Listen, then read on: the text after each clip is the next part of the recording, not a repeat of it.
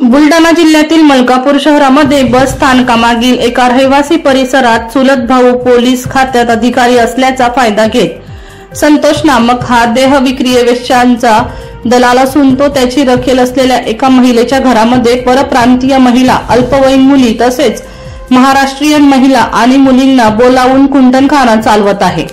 यात काही मुली व महिला स्वेच्छेने तर काहींचा गैरफायदा घेऊन हा व्यवसाय सकाळी 11 ते रात्री 2 वाजेपर्यंत सुरू आहे। ही बाब काही स्थानिक पोलिसांना माहिती असून त्यातील शौकीन पोलीस सुद्धा या वेश्यागमनाचा मजा लुटत आहे।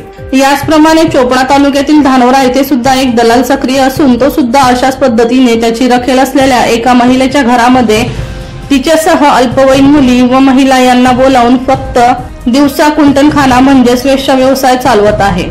तर वरील प्रमाणे जळगाव जिल्ह्याच्याच रावेर शहरामध्ये महामार्गालगत असलेल्या लॉजमध्ये शेजारील मध्य प्रदेश राज्याच्या बऱ्हाणपूर, भोपाळ, इंदोर तर दिल्ली, पुणे, मुंबई येथून वेश्या मुली आणि महिला यांना बोलावून रिक्षा चालक दलाल, लॉज चालक दलाल तर काही खुद लॉज चालक वेश्या दलाल कुंटणखाना चालवत आहेत। या व्यवसायातील वेश्यांचा रेट हे दलाल ठरवत असतात। वेश्यांच्या कमाईवर जीवन जगणाऱ्या सध्या या दलालांनी प्रति ग्राहक 1500 रुपये रेट ठरवलेला असून लॉज चालक दलाल आणि देह विक्री करणारी महिला सारख्या प्रमाणामध्ये पैसे वाटून घेत आहेत।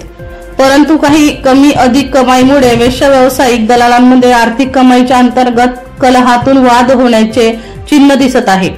या बेकायदेशीर व्यवसायाला प्रतिबंध घालण्यासाठी संबंधित पोलीस यंत्रणेने संशयित लॉजचे सीसीटीव्ही फुटेज आणि संशयित दलालांच्या मोबाईलचे कॉल CDR तपासले तर हा वेश्या व्यवसाय करणाऱ्या महिला दलाल आणि ग्राहक यांची मोठी माहिती आणि साखळी समोर येऊ शकते।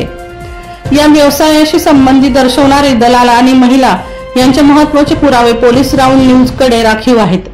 पोलीस यंत्रणेला तपास अगर चौकशी करून गुन्हे दाखल करणे कामी पाहिजे असल्यास नक्कीच सहकार्य केले जाईल। पोलीस राऊंड न्यूजचे मुख्य संपादक शेखर सोनवणे यांचा रिपोर्ट, नाशिक।